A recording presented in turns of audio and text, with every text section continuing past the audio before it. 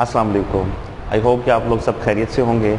Last time हम 9th class PTB हमने theorem वाला चैप्टर किया था, चैप्टर 12 कंप्लीट किया था, रिव्यू एक्सरसाइज भी कंप्लीट हो गई।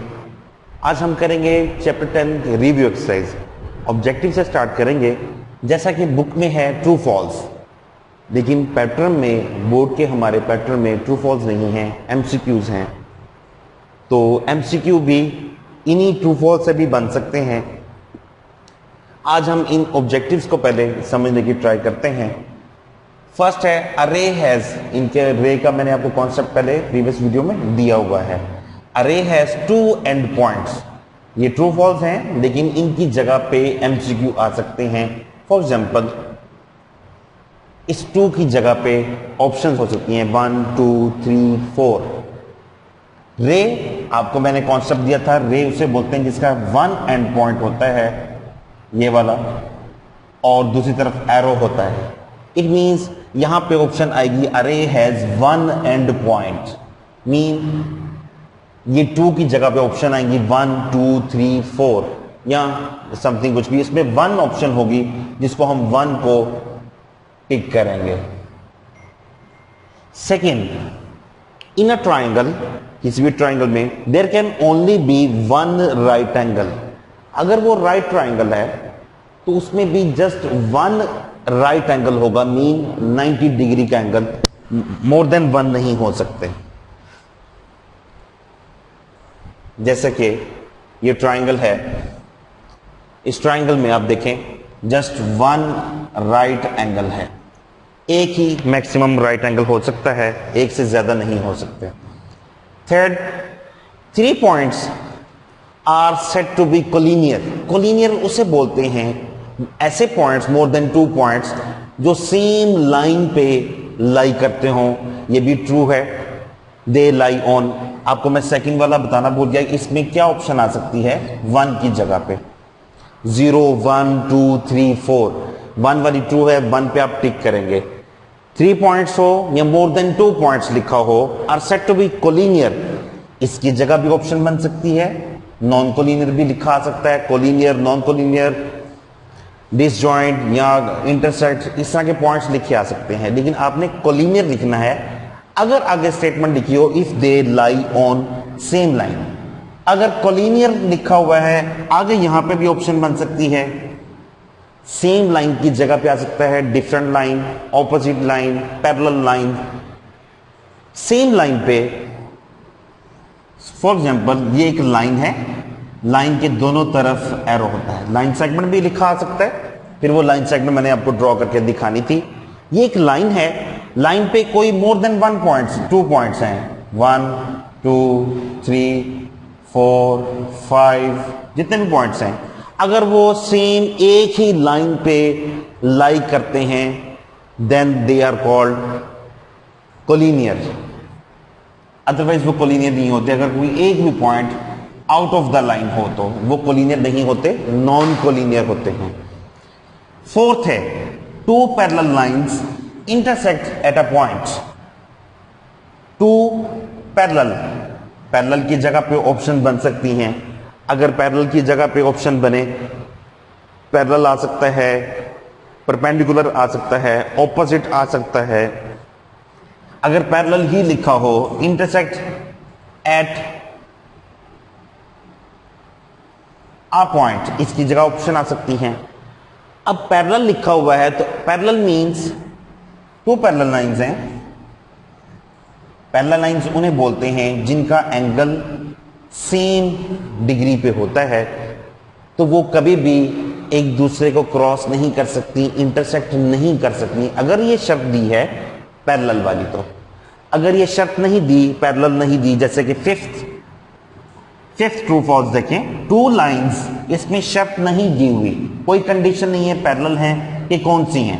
2 लाइंस कैन इंटरसेक्ट कर सकती हैं ओनली एट 1 पॉइंट। अगर 2 लाइंस हैं तो वो भी एक ही पॉइंट पे इंटरसेक्ट कर सकती हैं। फॉर एग्जांपल, ये किसी एंगल पे है, ये किसी एंगल पे है, यही इंटरसेक्ट पॉइंट एक ही आ सकता है, ये टर्न करके वापस नहीं आ सकती। इसमें कंडीशन नहीं थी पैरेलल, इसलिए ये कर सकती है, ये ट्रू है। जबकि ये फॉल्स है, पैरेलल लाइंस कभी भी इंटरसेक्ट नहीं करती। लाइंस हो, शर्त ना दी हो कि वो कौन सी हैं, पैरेलल हैं क्या, तो वो एक पॉइंट पे, वन पॉइंट पे ऑप्शन बन के आ सकती है। 1 2 3 4 1 पे आप टिक करेंगे, ये ट्रू है। सिक्स्थ है true false, a triangle of congruent sides. अगर हम एक ट्राइंगल बता चुके हैं कि उसकी साइड्स जो है वो कॉन्ग्रुएंट हैं और लिखा है next has non congruent angles, ऐसा पॉसिबल नहीं है। जिस ट्राइंगल की साइड्स कॉन्ग्रुएंट होती हैं, एंगल्स भी कॉन्ग्रुएंट होते हैं। अगर एंगल कॉन्ग्रुएंट हैं तो साइड्स भी कॉन्ग्रुएंट ही होती हैं। यहां पे ये फॉल्स है, नॉन का वर्ड नहीं आएगा। यहां पे ऑप्शन आ सकती हैं non congruent, congruent, concurrent, non concurrent, तो ये आप कॉन्ग्रुएंट ही लिखेंगे अगर तो पहली शर्त कॉन्ग्रुएंट की दी गई है कि साइड्स कॉन्ग्रुएंट हैं और एंगल कॉन्ग्रुएंट नहीं है, ये फॉल्स है, कॉन्ग्रुएंट ही है। अब हम इस एक्सरसाइज के रिमेनिंग शॉर्ट क्वेश्चंस करते हैं। सेकंड क्वेश्चन है, क्वेश्चन स्टेटमेंट बताया गया है कि ये दो ट्राइंगल्स हैं, triangle A B C, triangle L M N, दोनों कॉन्ग्रुएंट हैं। देन मेजर एंगल एम किसके इक्वल होगा? एम क्रॉसपोंडिंग में देखें 30 डिग्री है, 30 डिग्री में क्रॉसपोंडिंग में देखें ये बी के सामने है। यहां पे हम लिख सकते हैं मेजर एंगल बी, ये बी के कॉन्ग्रुएंट है 30, ये भी 30। Second measure angle N, N के डिग्री पे देखें 60 डिग्री है, मेजर एंगल एन 60 डिग्री है। यहां पे 60 डिग्री सी के ऑपोजिट नजर आ रहा है, सी मेजर एंगल सी, ये सी के कॉन्ग्रुएंट है, दोनों 60 डिग्री के हैं। 90 डिग्री मेजर एंगल ए, इधर भी 90 डिग्री, मेजर एंगल एल इधर भी 90 डिग्री, तो मेजर एंगल ए जो है वो मेजर एंगल एल के इक्वल होगा। ये भी ऑब्जेक्टिव है, सॉल्व कर लीजिए, सॉल्व हमने कर दिया है। हमने डिग्री देखनी है क्रॉसपोंडिंग में जो सेम है वो मेजर एंगल हमने लिख दिया। क्वेश्चन 3, इफ ट्राइंगल, ये भी ऐसे ही है, अगर ये ट्राइंगल इस ट्राइंगल के क्रॉसपोंडिंग में कॉन्ग्रुएंट है देन एक्स की वैल्यू फाइंड करनी है। 40 डिग्री दिया हुआ है, इधर भी दिया हुआ है, 40 डिग्री मौजूद है। 80 डिग्री है, measure angle B, measure angle N, ये दोनों कॉन्ग्रुएंट हैं, ये मौजूद है। 40 एंड 80 ये दोनों मौजूद हैं। 60 नहीं है, इट मींस ये एंगल 60 डिग्री के इक्वल है। हम यहां लिख सकते हैं एक्स डिग्री जो है वो 60 डिग्री के इक्वल होगी। क्वेश्चन नंबर 4 सॉल्व करते हैं। नेक्स्ट क्वेश्चन है question 4, find the value of unknowns if two triangles are congruent. ये दोनों ट्राइंगल्स कॉन्ग्रुएंट हैं। कॉन्ग्रुएंट में आपको पता है क्रॉसपोंडिंग साइड्स एंड एंगल भी कॉन्ग्रुएंट होते हैं और अननोन वैल्यू हमने फाइंड करनी है। जैसे कि क्रॉसपोंडिंग साइड में ए बी, अगर हम इस ट्राइंगल में देखें ए बी डी एक ट्राइंगल है, ट्राइंगल ए सी डी है। इस ट्राइंगल में ये हाइपोटेनस बनती है ए बी डी में, ए बी जो है वो साइड हाइपोटेनस है इस ट्राइंगल की और क्रॉसपोंडिंग में ये हाइपोटेनस है ए सी, ये इसके कॉन्ग्रुएंट है। दरमियान में परपेंडिकुलर दोनों में कॉमन है। ये साइड इस साइड के क्रॉसपोंडिंग में है और ये कॉन्ग्रुएंट होगी। इस तरह ये तीनों साइड्स और एंगल, ये एंगल इस एंगल के, ये एंगल इस एंगल के और ये एंगल इस एंगल के क्रॉसपोंडिंग। सबसे पहले हम सॉल्व करने से पहले हम रीजन लिखेंगे। Since in congruent triangle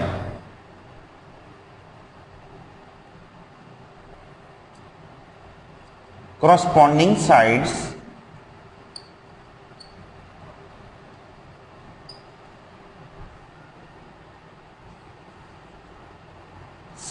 and angles are also congruent।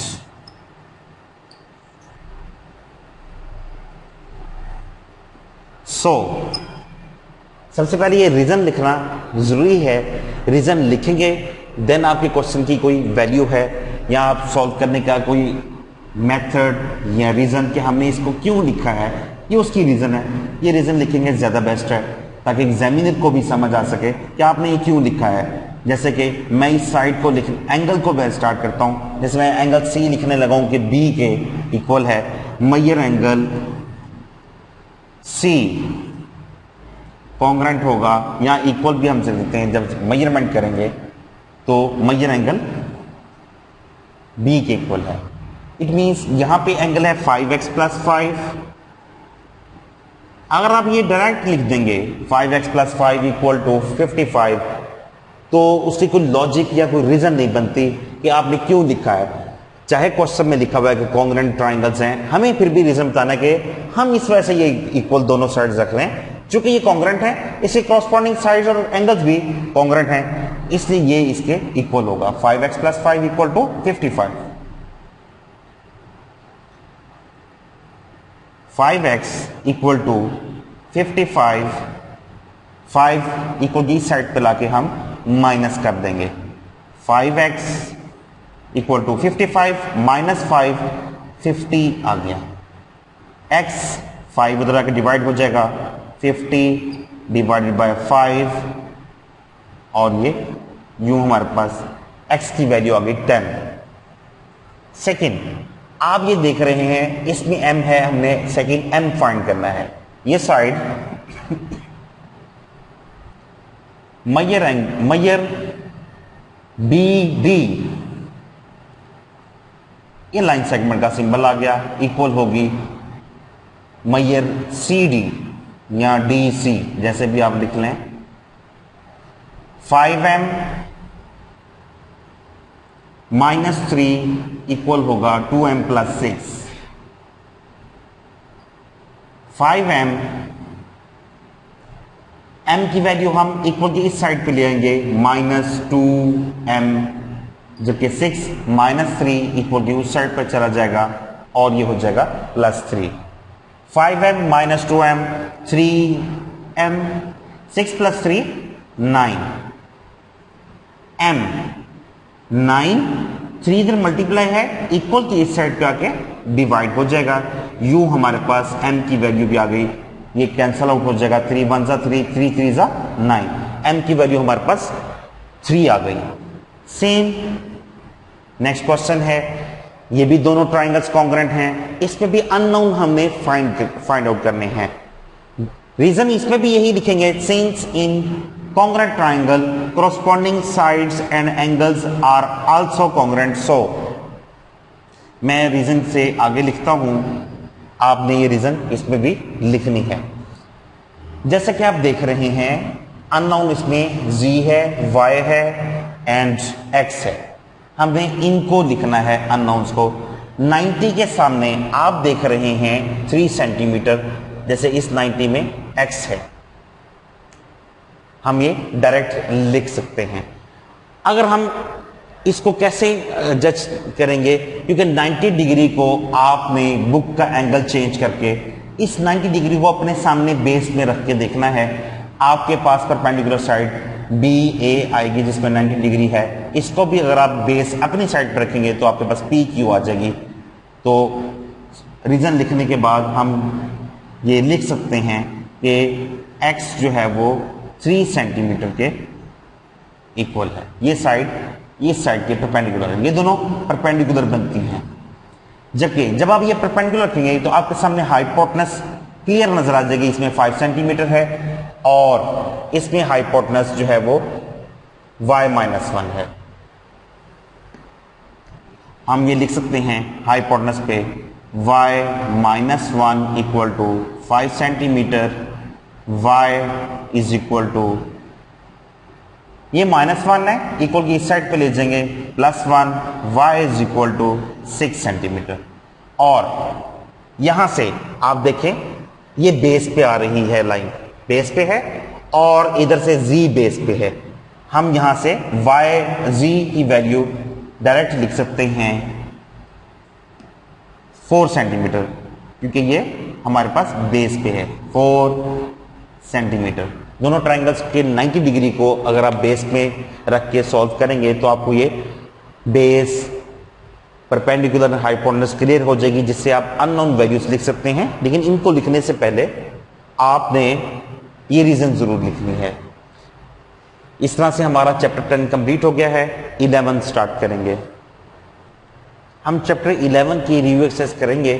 सबसे पहले जैसे रिव्यू एक्सरसाइज हमने चैप्टर 10 की रिव्यू एक्सरसाइज में ऑब्जेक्टिव सॉल्व किया ट्रू फॉल्स से, इसमें ब्लैंक्स दी हुई हैं। जैसे पहले मैं आपको बता चुका हूं कि बोर्ड के पैटर्न में अभी हमारे पास एमसीक्यू हैं, ऑप्शंस आएंगी, उसमें से हमने टिक करना होता है। फर्स्ट ब्लैंक है इन अ पैरेललोग्राम। सबसे पहले तो हमें पैरेललोग्राम का कॉन्सेप्ट क्लियर होना चाहिए कि पैरेललोग्राम किसे कहते हैं। ये क्वाड्रिलेटरल की टाइप है जिसमें रेक्टेंगल एंड पैरेललोग्राम दोनों ही कॉन्सेप्ट आपको मैं समझा देता हूं ताकि आप उसकी डेफिनेशंस भी लर्न कर सकें।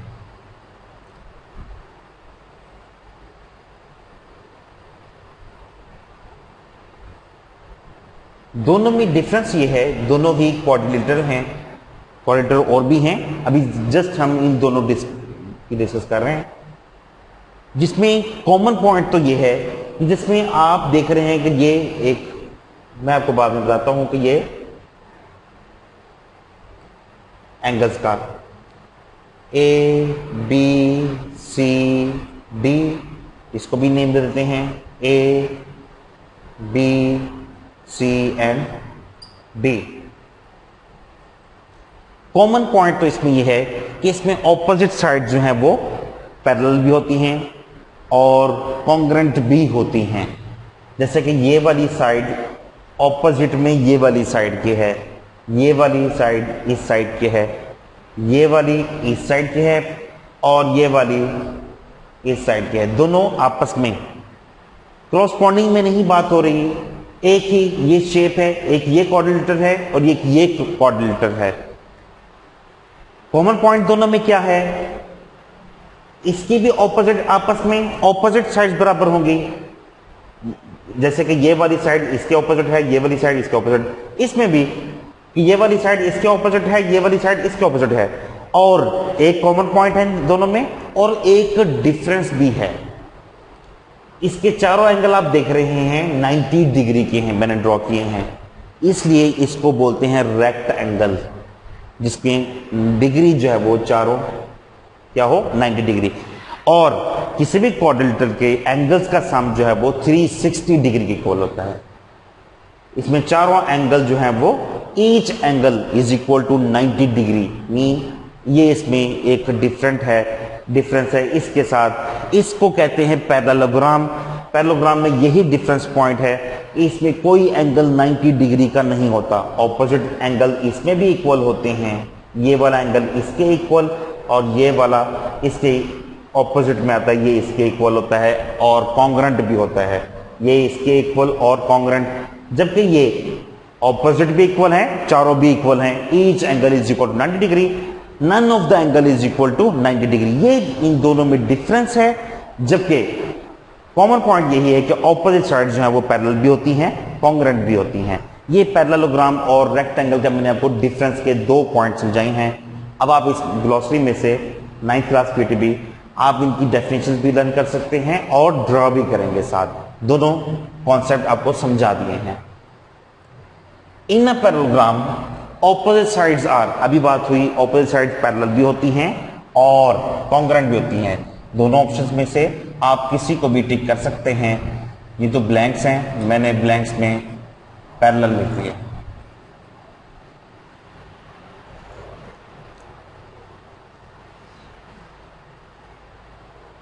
कॉन्ग्रेंट भी लिख सकते हैं। सेकंड है in a parallelogram opposite angles are, angles भी इक्वल भी होते हैं और कॉन्ग्रेंट भी। इक्वल की ऑप्शन आए तो इक्वल पे टिक कर देना है, कॉन्ग्रेंट की ऑप्शन आए तो आपने कॉन्ग्रेंट पे टिक करना है। Diagonals of a parallelogram intersect each other at a point, एक पॉइंट पे वो इंटरसेक्ट करते हैं। इंटरसेक्ट करते हैं जैसे कि ये एक पैरेललोग्राम है, एक ये डायगोनल क्रॉस में और एक ये डायगोनल, एक ही पॉइंट पे ये इंटरसेक्ट कर रहे हैं। Medians of a triangle, triangle के इंटरनल साइड्स की मैंने कहा था, अगर हम बात करें मीडियंस की या right bisectors of the sides of any triangle या एंगल बाइसेक्टर ऑफ ट्राइंगल, वो सारे कॉन्करेंट होते हैं। अगर हम एक ट्राइंगल ड्रॉ करें, इसके मीडियंस फाइंड करें, तीनों पॉइंट्स एक ही, तीनों लाइंस एक ही पॉइंट पे आके मीट करें, वो पॉइंट ऑफ कॉन्करेंसी होता है और हम उसे बोलते हैं कॉन्करेंट। कॉन्करेंट नहीं, कॉन्करेंट में हम क्रॉसपॉन्डिंग साइड्स या एंगल्स को हम शो करते हैं, जबकि ये एक ही पॉइंट पे आके मीट करें उसे हम बोलते हैं कॉन्करेंट, CONRRENT। इसमें कॉन्ग्रेंट नहीं कॉन्करेंट आता है। Diagonal of a parallelogram divides the parallelogram into two. हम किसी भी डायगोनल का कोई एक, किसी भी पैरेललोग्राम का कोई एक डायगोनल ड्रॉ करें, जैसे इसका डायगोनल हम ये ड्रॉ कर देते हैं, या दूसरी तरफ से अगर हम ये ड्रॉ कर दें, देन फिर भी ये डिवाइड करता है टू कॉन्ग्रेंट ट्राइंगल्स में, ये एक दूसरे के कॉन्ग्रेंट होती हैं ट्राइंगल्स। जैसे कि मैंने ये ड्रॉ की हुई है, ये ट्राइंगल इस ट्राइंगल के कॉन्ग्रेंट है। क्यों? क्योंकि ये हमने डायगोनल ड्रॉ किया हुआ है BD, ये दो इसमें कॉन्ग्रेंट ट्राइंगल्स फाइंड आउट होती हैं। जब भी हम डायगोनल फाइंड कर दें, डायगोनल ड्रॉ कर दें किसी भी पैरेललोग्राम में, तो ये टू कॉन्ग्रेंट ट्राइंगल इसमें मिलती हैं। ये ब्लैंक्स थी जो हमने सॉल्व कर दी, ये आपको ऑप्शंस में आ सकती हैं MCQ में। सेकंड, ये भी अगर ड्रॉ कर दी जाए शॉर्टकट में भी आ सकता है और MCQ में भी आ सकते हैं। इस पैरेललोग्राम के अकॉर्डिंग मैयर AB जो साइड है AB, ये साइड किसके CD के क्या रिलेशन है? अभी मैंने आपको स्टार्ट में समझाया कि parallelogram opposite sides are parallel and congruent. हम कॉन्ग्रेंट का, दोनों में से कोई सिंबल हम कॉन्ग्रेंट का सिंबल डाल देते हैं। मैयर BC, इसके ऑपोजिट पे ये साइड है AD, इसके ये कॉन्ग्रेंट भी है और पैरेलल भी है, ये दोनों साइड्स होगी। एंगल मैयर एंगल 1 किसके इक्वल कॉन्ग्रेंट हो सकता है? क्रॉसपॉन्डिंग में आएगा, ये क्रॉसपॉन्डिंग में 1 एंगल ये 3 के एग्जैक्ट कॉन्ग्रेंट में आ रहा है। मैयर एंगल 1 ये, क्योंकि ये क्रॉसपॉन्डिंग में है तो ये किसके कॉन्ग्रेंट होगा? मैयर एंगल 3 के, क्योंकि ये क्रॉसपॉन्डिंग में है। 2 का क्रॉसपॉन्डिंग 4 है, मैयर एंगल 2 कॉन्ग्रेंट टू मैयर एंगल 4। इस तरह ये हमने ऑब्जेक्टिव सॉल्व कर ली। हम आगे क्वेश्चन नंबर 3 सॉल्व करते हैं। ये एक पैरेललोग्राम क्वेश्चन 3 में दी गई है। इस पैरेललोग्राम में उसने कहा अननोन फाइंड करें। अननोन इसमें x है, y है, n है एंड m है। चूंकि हम अभी कॉन्सेप्ट ले चुके हैं पैरेललोग्राम का, आपको प्रीवियस चैप्टर्स करवाते हुए रिव्यू एक्सरसाइज में बताया कि रीजन लाजमी लिखते हैं, इसमें भी लिखेंगे। Since in parallelogram, since in parallelogram उसमें क्रॉसपॉन्डिंग है, जिसमें हम दो डिफरेंट ट्राइंगल्स की बात करते हैं या दो डिफरेंट शेप्स की बात करते हैं। उसमें हमने अगर क्रॉसपॉन्डिंग में साइड्स एंड एंगल देखने हो तो उसमें वो हम क्रॉसपॉन्डिंग का वर्ड यूज करते हैं। जबकि एक ही शेप है, एक ही पैरेललोग्राम है, हम पढ़ चुके हैं कि इसमें ऑपोजिट साइड्स और एंगल्स जो है वो पैरेलल हैं। Opposite sides and angles are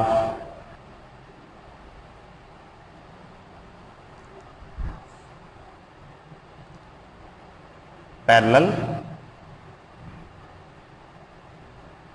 and congruent. Parallel भी हैं और कॉन्ग्रेंट भी हैं, मतलब इक्वल भी हैं। जैसे कि आप देख रहे हैं n का ऑपोजिट पे एंगल आ रहा है 75। सो n हम लिख सकते हैं कि 75 इक्वल है। साथ साथ रीजन लिख देंगे, सबसे बेस्ट है। यहां पे रीजन लिखेंगे ऑपोजिट एंगल।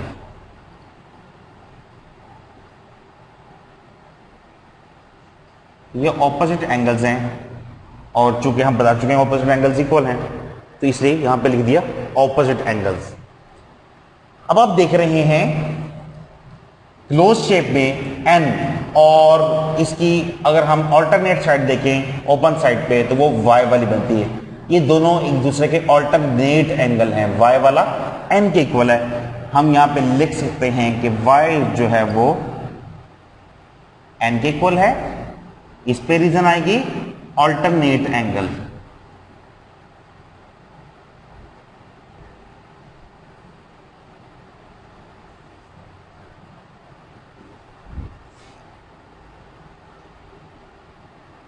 n पे चूंकि n वैल्यू हम बता चुके हैं 75, तो ये भी 75 ही होगा।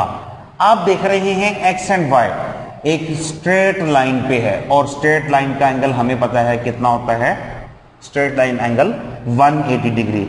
जैसे कि स्ट्रेट लाइन पे x और y दोनों डिग्रीज हैं, दोनों डिग्री को सम अप कर दें तो वो 180 के इक्वल है।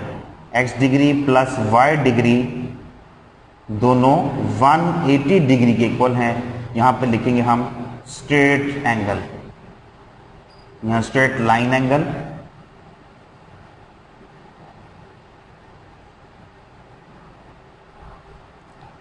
अब चूंकि y की वैल्यू हम फाइंड कर चुके हैं, y की वैल्यू इसमें पुट कर देंगे 75 डिग्री।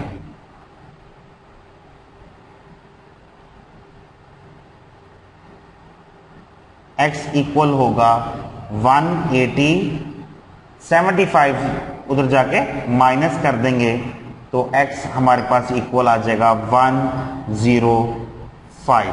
x डिग्री भी आ गई हमारे पास, y भी आ चुका है हमारे पास, n भी, n रह गया। n का ऑपोजिट देखें x है, हम यहां पे लिख सकते हैं कि m इक्वल होगा x के, और यहां पे रीजन बता सकते हैं ऑपोजिट एंगल्स।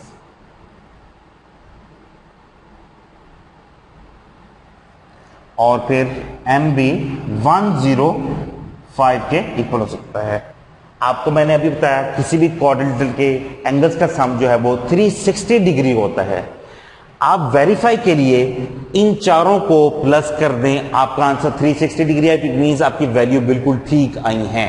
जैसे कि ये 75 है, x इसमें 105, m भी 105, 75 75, ये 150, 105 105, 210, 150 एंड 210 एग्जैक्ट इक्वल आ जाएगा 360 डिग्री के। आप भी वेरीफाई कर सकते हैं। क्वेश्चन नंबर 4 करते हैं। ये क्वेश्चन नंबर 6 है, इसमें भी अननोन वैल्यूज फाइंड करनी है। अननोन इसमें m n है इस पैरेललोग्राम में, जो कि पैरेललोग्राम है NPLM या LMNP, एक पैरेललोग्राम है जिसमें आपने ये वैल्यू फाइंड करनी है। सेम प्रीवियस क्वेश्चन की तरह रीजन लिखेंगे, since in parallelogram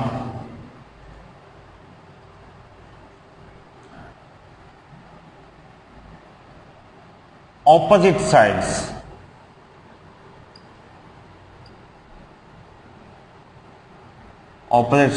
and angles are equal भी हैं एंड कॉन्ग्रुएंट भी हैं।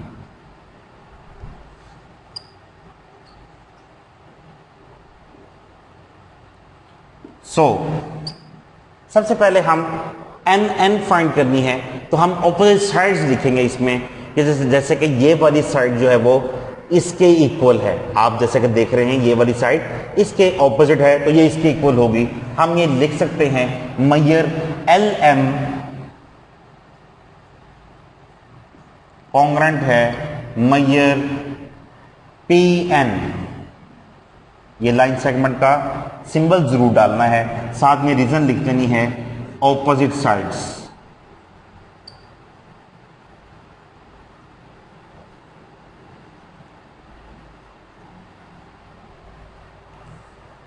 यहां पे लिख देंगे LM पे 8M माइनस 4N किसके इक्वल है, 8 के। अब आप देख रहे हैं कि ये सेम किसी टेबल पे डिवाइड हो सकते हैं, 2 पे भी डिवाइड हो रहे हैं, 2 के टेबल पे 8 आता है, 2 के टेबल में 4 आता है, 2 के टेबल में 8 आता है, 4 के टेबल में भी आता है। हम डिवाइड कर लेते हैं ताकि हमें सिंपलीफाई करना इजी रहे, ना भी डिवाइड करेंगे तो भी सॉल्व हो जाएगा। डिवाइडेड बाय 4, मैंने 4 से डिवाइड कर दिया, 4 2 जा 8, यहां पे बचा 2M माइनस 4 1 जा 4, यहां पे 1N आ गया, मैंने N खाली लिख दिया, इक्वल टू 4 2 जा 8, यहां पे 2 आ गया। इसको हमने बोल दिया इक्वेशन 1। सेकंड, आप देख रहे हैं इसके ऑपोजिट पे ये वाली साइड बनती है मैयर PL एंड, यहां पे लिखा एंड मैयर PL कॉन्ग्रेंट है मैयर MN, मैयर MN इसके कॉन्ग्रेंट है। PL पे आप वैल्यू देख रहे हैं 4M plus N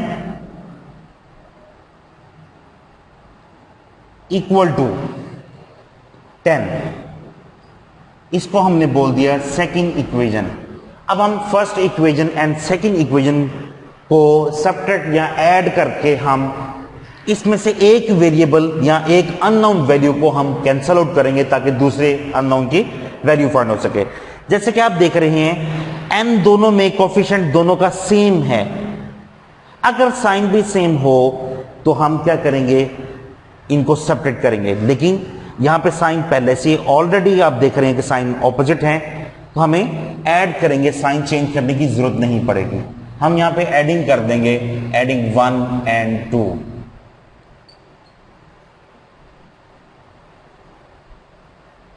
adding equation 1 and 2। 1 पे है 2M minus N equal to 2, second equation 4M